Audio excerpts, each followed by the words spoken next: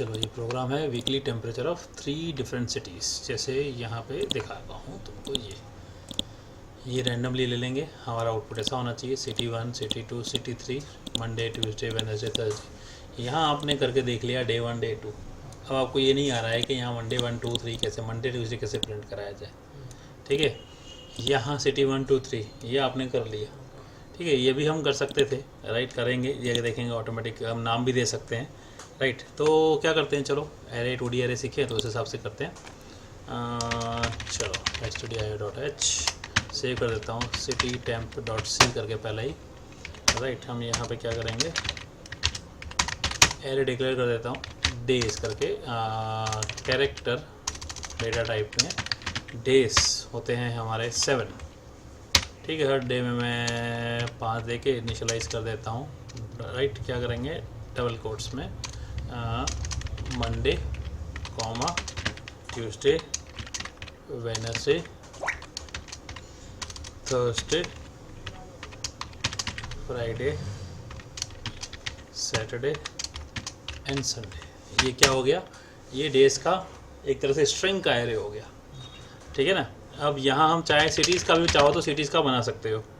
ठीक है, हमारे 3 सिटीज़ चाहिए। ठीक है, आप कोई भी नाम देना चाहो तो दे सकते हो, जैसे सूरत, राइट, कलोल और अहमदाबाद। ओके, ये दे दिए हमने नाम सिटीज़ के भी। ओके, अब यहाँ आ जाते हैं, हम लोग को टेम्परेचर चाहिए। टेम्परेचर हम इंटीजर में लेंगे। ठीक है, अब टेम्परेचर का हमारा देखो ये क्या हो गया, ये हो गया हमारा एक तरह से सिटीज़ का एरे, ये हो गया डेज़ का एरे, और ये टेम्परेचर का एरे। टेम्परेचर कितना है, 7/3 है ना, 3 सिटीज़ हैं। ठीक है, तो टेम्परेचर क्या करेंगे, 7 डेज एंड 3 सिटीज़। अब इसको हम रैंडमली लेंगे, इनपुट आई और जे इनपुट लेके रैंडम करना है, तो क्या करेंगे, इंक्लूड time.h, याद है ना, और क्या है stdlib.h। ठीक है, अब ये हमारा आ गया। अब हम यहाँ पे सेटिंग टेम्परेचर या generating random values, generating random values for temperature. ठीक है, इसको हम रैंडम वैल्यू जनरेट कराते हैं। और i is equal to 0, i होगा रो के लिए कितनी रोज हैं, 7, i++। इससे पहले हम क्या करेंगे, यहाँ पे srand, याद है क्या लिखते हैं, srand अनसाइंड, वेरी गुड। फिर टाइम के अंदर, ओके, बराबर। अब यहाँ पे क्या करेंगे, हमारा टेम्परेचर किसके कितना होना चाहिए, बिटवीन 24 से 35 के बीच में। ठीक है, तो for j is equal to 0, j is less than how many cities are there, 3, j++। अब temperature of TEM, temperature of I and j is equal to rand। ठीक है, किसका कितना, कम से कम 25 कम से कम, 24 कम से कम, तो 25, राइट, कम से कम 24, और मैक्सिमम और 0 हमको 25 और 34 के बीच में चाहिए, तो 10 आया ना, तो 10 + 25 यानी ये आएगा कितना, ये आएगा आपका कम से कम 25 और मैक्सिमम 34। ठीक है ना, दिस इज बिटवीन 25 to 34 के बीच का टेम्परेचर जनरेट होगा और इसमें स्टोर होगा। अब हम प्रिंट कराना चाहते हैं सपोज, तो हम यहाँ प्रिंट भी कर लेते हैं। चलो, अब क्या करना है, सपोज यहाँ पे अगर मैं सिटीज़ के नाम प्रिंट कराना चाहूँ, तो सिटीज़ के नाम के लिए मैं एक लूप ले लेता हूँ, i is equal to 0, cities कितनी है, 3 है। ठीक है ना, तो मैं क्या करता हूँ, प्रिंट f पहले /t दे देता हूँ, और यहाँ पे दूंगा %10d, नहीं 15 दे ही देता हूँ नाम पहले प्रिंट करने के लिए, राइट। तो ये नाम क्या प्रिंट करेगा, ये प्रिंट करेगा सिटीज़ ऑफ I। समझे, इसका मतलब क्या हुआ, पहले टैब लगाओ, ठीक है, फिर ना 15d दे दिया तो टैब क्यों देंगे, 15d दे दिया ना, यहाँ पे टैब अलग से देना पड़ेगा, /t, देन आफ्टर 15 की स्पेस में नाम प्रिंट करेगा। तो सिटीज़ का पहले सूरत प्रिंट होगा, कलोल होगा, अहमदाबाद होगा, सबका 15 स्पेस होगा, 15c।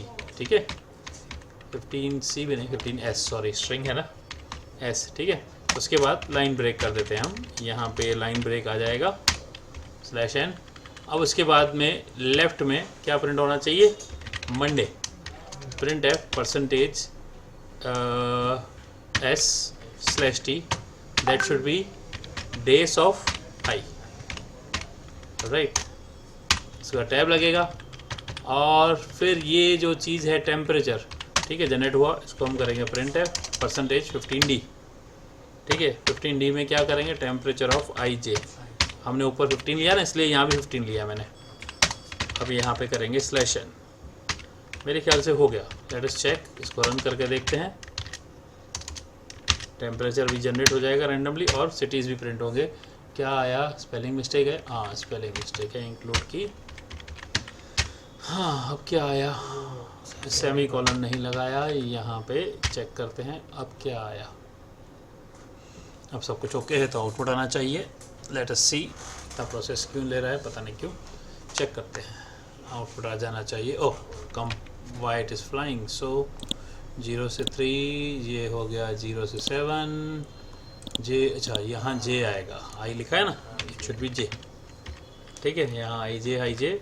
अब देखते हैं, देखो आ गया, मंडे ट्यूसडे भी आ गया परफेक्टली। अब ये देखो, ये अलाइनमेंट है राइट, क्योंकि ये आपने 15s लिखा, इसको मैं -15s करता हूँ, ध्यान से देखना क्या होता है, ये लेफ़्ट अलाइन हो जाएगा, ये लेफ़्ट अलाइन होके आएगा और उस हिसाब से आउटपुट आएगा। अब थोड़ा सा नंबर इस तरफ होंगे और टेक्स्ट इस तरफ होगा, देखो गड़बड़ हो गया ना अभी, क्यों, क्योंकि ये नंबर भी राइट अलाइन है, तो नंबर में क्या करेंगे, नंबर में फिर से -15 लिख देंगे यहाँ भी, तो ये लेफ़्ट अलाइन हो जाएगा। देखो अभी ध्यान से आ गया परफेक्टली। अब आप हेडिंग देना चाहो तो ऊपर प्रिंट एफ में डाल सकते हो। हमारा कोई बीच में आ रहा था, कोई लेफ्ट आ रहा था, ऐसे इसीलिए तो अलाइनमेंट सिखाया ना, हमारा ऐसे हो रहा था। तो आप देखो अभी ये पूरा मंडे ट्यूसडे भी आ गया, ये सूरत ये भी आ गया, और ये टेम्परेचर ऑटोमेटिक जनरेट हो रहा है रैंडमली।